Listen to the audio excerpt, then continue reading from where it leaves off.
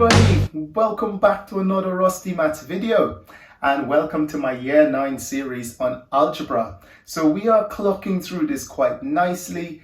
Everything's highlighted as everything we've done before. So if you haven't seen them before, click on the pop-out banner up here. There is going to take you to a playlist where you're going to see everything in the order that I have taught it. If, however, you are new here, then stick around to learn to solve some simple inequalities and represent the answer on a number line. So you can see we're on our inequality section. We're going to be out of this real soon because in Year 9 we don't do quadratic inequalities. It's quite a short course on inequalities in Year 9. All right, guys, that's enough. Let's go. Without further ado, let's jump into solving some inequalities. Before we continue, please don't forget to subscribe to this channel and hit that notification bell so you will know as soon as a new video has landed. Okay, so as you can see, we've got 3 questions here that we're going to go through. We got a 1-step question first, a 2-step question down below, and a compound inequality in the 3rd question. Different ways that you're going to see it, but we're going to cover different rules that you will need to make sure you jot down so you don't forget it, okay? Let's do the first one. Now, if I gave you a question like x add 9 is equal to 14, then what you would have done, especially if you watched my last video on solving equations, you'll know what's going to happen here.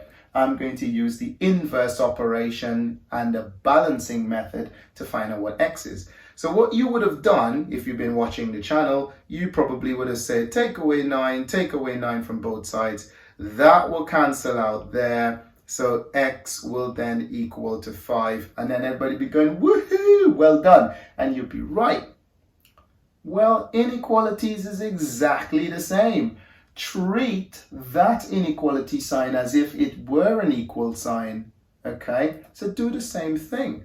Take away 9 from both sides. So take away 9 there.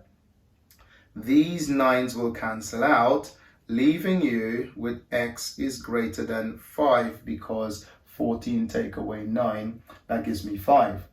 Now, the questions will most likely ask you to represent your answers on a number line. And if they do, all you need to do is a quick little line like that there. Put the, 5? So 5, 6, 7. Stalk up and go to the right. And this is now finished. Now, if this caught you off guard and you don't know why I've done it this way, what does that have any significance? Yes, it does. Does the arrow have any significance? Yes, it does. Click on the pop-out banner and watch my last video, my most recent video on the introduction to inequalities. Really important you watch that because in that video I explained why this looks like that. Okay? All right, but that's all you need to do.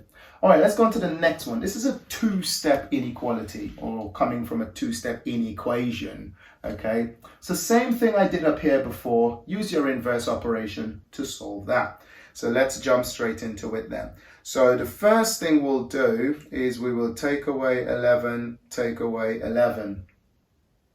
So these 2 will cancel out, thereby leaving me with negative 4x is less than 12, less than 12. That's because 23 take away 11 is going to give me 12.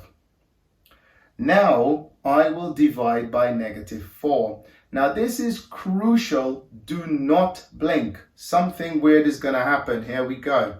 So I'm going to have to divide by negative 4 and divide by negative 4 here.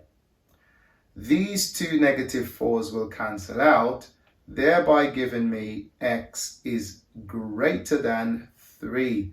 Oh my days, what just happened? Did you guys see it? I hope you didn't miss it. When you divide or multiply by a negative number in an inequality, the inequality sign gets reversed. Okay? Jot that down somewhere. That's really important that you don't forget. If you multiply or divide by a negative number, you reverse your inequality.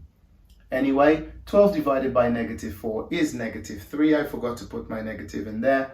Actually, let's rub that out and do it properly.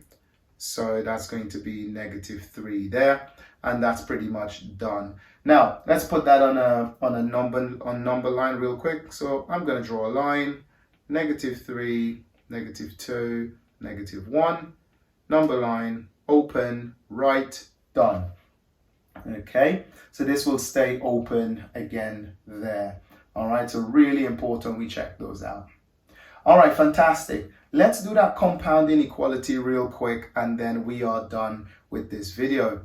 Now, you might be looking at this guy, how do I solve that? That looks really, really complicated. Well, it's not. Do exactly the same thing that we did here. The only difference is you have it on either side of your inequality. So here we go. So the first thing we will do is we will take away 2, but we have to take it away from here, and we got to take it away from there as well, because we're still trying to find what x is. All right, so this will cancel that negative 2 there. And once that gets cancelled, I'll just be left with 2x in the middle. This becomes negative 6 because negative 4 take away 2 is going to be negative 6. And this is going to be less than or equal to 4 because 6 take away 2, that's going to be 4. And then to finish off, if you haven't guessed it, I will divide by that 2. So I'm going to divide by 2, divide by 2, divide by 2. These 2's will cancel out, thereby leaving me with just x there now. This becomes negative 3, and this becomes just 2. That's because 6 minus 6 divided by 2 is negative 3, and then 4 divided by 2 is 2. Now that's finished, we can put that on a number line. And so for that really short number line, even though I drew a long one, it's a really short one. We're starting at 3, where are we starting at negative 3, sorry, and then negative 2, negative 1, 0, 1, and a little bit longer for 2. And then I'm going to get my stalk, and then my stalk, but color in this one, and then connect them both.